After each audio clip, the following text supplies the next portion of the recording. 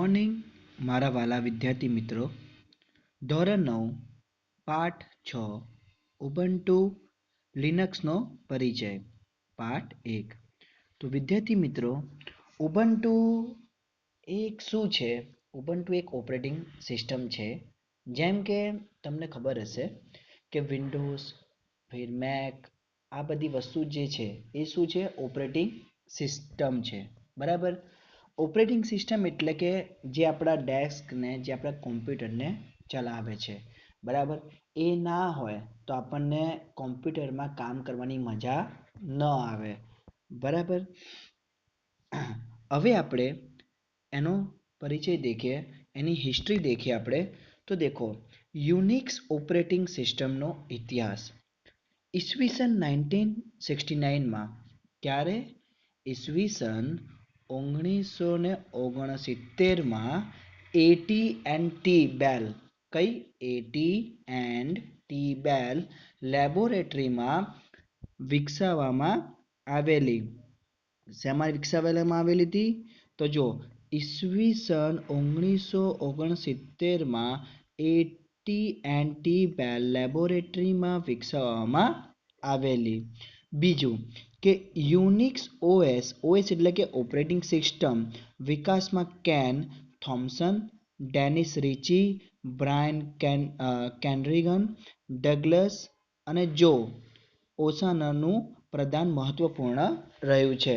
જો કોને કોને બનાવવામાં મદદ કરી છે? તો કેન થોમ્સન, બીજું ડેનિસ રિચી, ત્રીજું બ્રાયન કેનરિગન, ચોથું ડગલસ અને જો ઓસાનાનું પ્રદાન મહત્વપૂર્ણ છે. અગર તમને એક્ઝામમાં પૂછવામાં આવે તો તમારે લખવાના છે.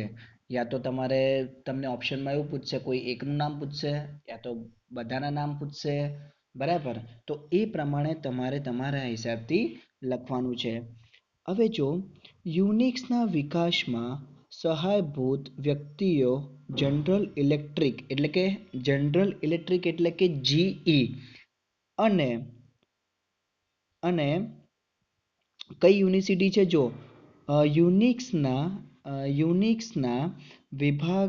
યુનિક્સના વિકાસમાં સહાયભૂત વ્યક્તિઓ એટલે કે જનરલ ઇલેક્ટ્રિકનું અગર ફૂલ ફોર્મ તમને પૂછે છે તો ફૂલ ફોર્મ જનરલ ઇલેક્ટ્રિક થાય. પણ અગર તમને એનું શોર્ટ ફોર્મ આવે એક્ઝામમાં તો તમે એનું ફૂલ ફોર્મ લખી શકો છો. બરાબર.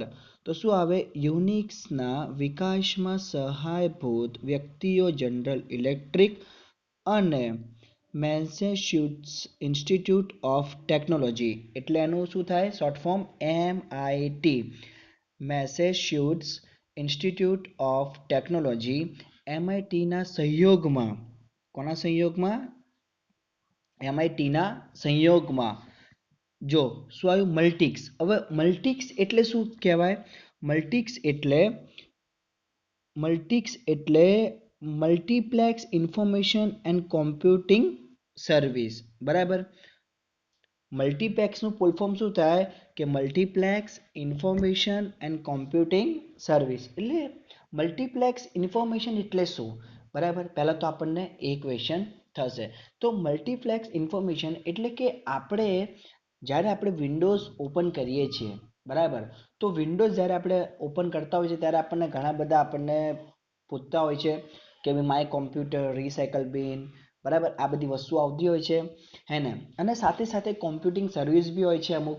બરાબર. જે આપણે સોફ્ટવેર દ્વારા કે એપ દ્વારા આપણે લેતા હોઈએ છીએ. તો સેમ આમાં ઉબુન્ટુમાં બી આ જ પ્રમાણે અંદર આવતું હોય છે. આખી જેમ કે આપણે વિન્ડોઝમાં રિસાયકલ બિન આવે છે તો તમે ઉબુન્ટુમાં દેખશો તો ટ્રેશ ફાઇલ આવશે. બરાબર. ટ્રેશ ફાઇલ અને એની બી જે થીમ છે એ આખી થીમ કેવી છે? અલગ છે, ડિફરન્ટ છે. તમે વિન્ડોઝની થીમ દેખશો અને તમે ઉબુન્ટુની થીમ દેખશો, બંને વચ્ચે ઘણો ફરક છે. બરાબર. વાપરવામાં પદ્ધતિ થોડી સેમ છે પણ તમે એની જે થીમ દેખશો તો થીમમાં તમને ઘણો બધો ફરક દેખાશે. બીજી વસ્તુ કે એના જે જો દરેક પ્રકારના ઓપરેટિંગ સિસ્ટમ હોય બરાબર, તો ઓપરેટિંગ સિસ્ટમ એપલનો છે તો આપણે એન્ડ્રોઈડમાં વાપરી શકીએ છીએ?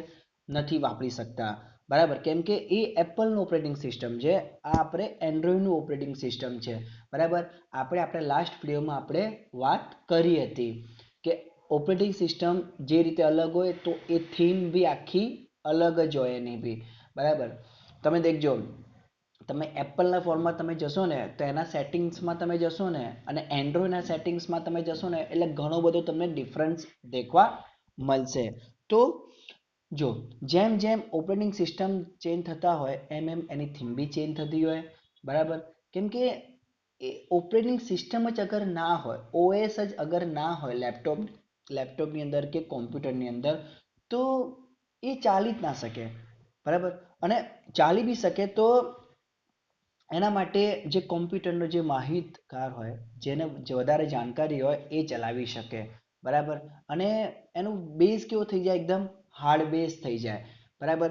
તો આ એક યુનિક્સ ઓપરેટિંગ સિસ્ટમનો એક ઇતિહાસ હતો બરાબર. હજુ પત્યો નથી, હજુ આપણે રસ્તામાં જ છીએ, ધીરે ધીરે આપણે આગળ દેખીએ છીએ. હવે મલ્ટિક્સની યોજના અપેક્ષા, જ્યારે મલ્ટિક્સની યોજના કરવામાં આવી હતી ત્યારે અનુસાર આગળ ન વધતા એટી એન્ડ ટીએ તેને બંધ કરવાનો નિર્ણય લીધો. ત્યારે આ ઓએસના ઉદ્દેશોને જીવંત રાખવા કયા બે મહાન વ્યક્તિ હતા? ડેનિસ રિચી અને કેન થોમ્સને અન્ય પ્રોગ્રામરો સાથે મળી એક નાની ઓએસ બનાવવાનું નક્કી કર્યું બરાબર. જો જ્યારે આની અપેક્ષા હતી બરાબર, મલ્ટિક્સની યોજનાની એક અપેક્ષા હતી, પણ એટી એન્ડ ટી લેબોરેટરીમાં શું કર્યો તો બંધ કરવાનો વિચાર કર્યો. અને કયા બે મહાન વ્યક્તિ હતા?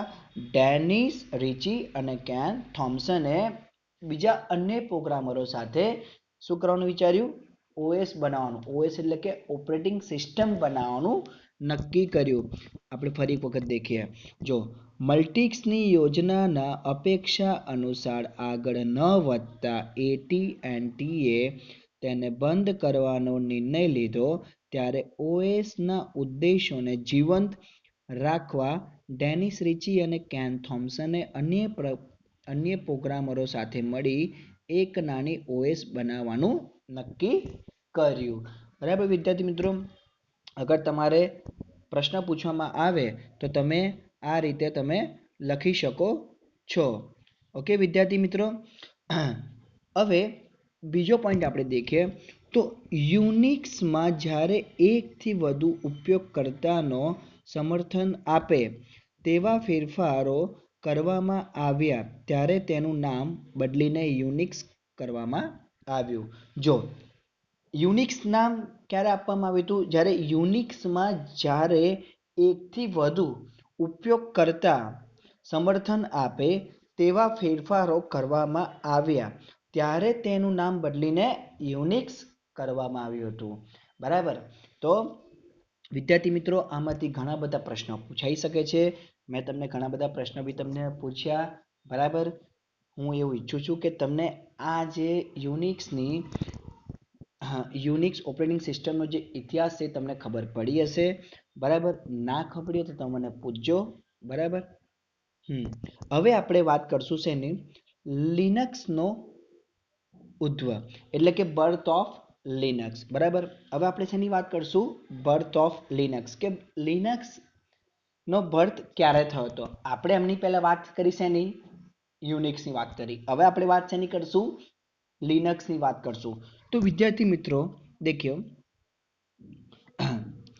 ક્યારે 1990માં ફિનલેન્ડના વિદ્યાર્થી લિનસ ટોરવલ્સે પર્સનલ કોમ્પ્યુટર માટે પ્રાયોગિક ધોરણે એક ઓએસ કર્નલની રચના કરી અને તેને લિનક્સ નામ આપ્યું હતું.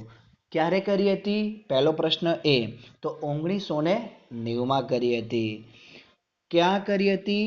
તો ફિનલેન્ડમાં કરી હતી બરાબર. પહેલો પ્રશ્ન શું છે? કઈ સાલમાં કરી હતી? તો 1990માં કરી હતી. બીજું, કઈ જગ્યાએ કરી હતી? તો ફિનલેન્ડમાં કરી હતી. વિદ્યાર્થીનું નામ શું હતું? તો લિનસ ટોરવલ્સે હતું. શું હતું? લિનસ ટોરવલ્સે હતું. એને પર્સનલ કોમ્પ્યુટર માટે માત્ર પ્રાયોગિક ધોરણે એક ઓએસ કર્નલની રચના કરી અને તેને લિનક્સ નામ આપ્યું. બરાબર, એને કયું નામ આપ્યું? તો એને લિનક્સ નામ આપ્યું. હવે જો ઇન્ટરનેટ દ્વારા અન્ય અનેક પ્રોગ્રામરો વચ્ચે વિચારોની આપલે લિનક્સનો વિકાસ ઝડપી બન્યો. જો લિનક્સનો ક્યારે ઝડપી બન્યો વિકાસ? કે જ્યારે ઇન્ટરનેટ દ્વારા અન્ય અનેક પ્રોગ્રામરો વચ્ચે જે વિચારોની આપલે થતી હતી તેના દ્વારા એનો વિકાસ ઝડપી બન્યો. બાકી ઝડપી બન્યો ના બન્યો હોત. બરાબર, તો એક આ પોઈન્ટ મુખ્ય છે. ઓકે, પછી લિનક્સ માટે અનેક વિતરણો ઉપલબ્ધ છે. આ વિતરણ એ કર્નલ આવૃત્તિ તથા નિશ્ચિત ધ્યેય સાથે પસંદ કરવામાં આવેલ સોફ્ટવેર એપ્લિકેશન સમૂહો હોય છે. તો વિદ્યાર્થી મિત્રો, જ્યારે તમે ઉબુન્ટુ વાપરશો ત્યારે તમને ઘણી બધી ખબર પડશે કે આપણે એપ્લિકેશન વિન્ડોઝમાં શું આપણે આ સોફ્ટવેર ડાઉનલોડ કરવા પડતા હોય છે. બરાબર, આની અંદર તમારે સોફ્ટવેર ડાઉનલોડ નહીં કરવાનું હોતા. આની અંદર ઓલરેડી હોય છે. ખાલી બસ તમારે ઇન્ટરનેટ જોઈએ. ઇન્ટરનેટ હશે તો તમે તમારી રીતે એને તમે યુઝ કરી શકશો. બરાબર વિદ્યાર્થી મિત્રો, તો હું એવું ઈચ્છું છું કે તમને આ વધારે ખબર પડી હશે. જેને બી ખબર ના પડી હોય તો તે મને પૂછી શકે છે વારંવાર. બરાબર વિદ્યાર્થી મિત્રો, તો અહીંયા હું રજા લઉં છું. Thanks for watching my video. Good bye, stay home, જય હિન્દ.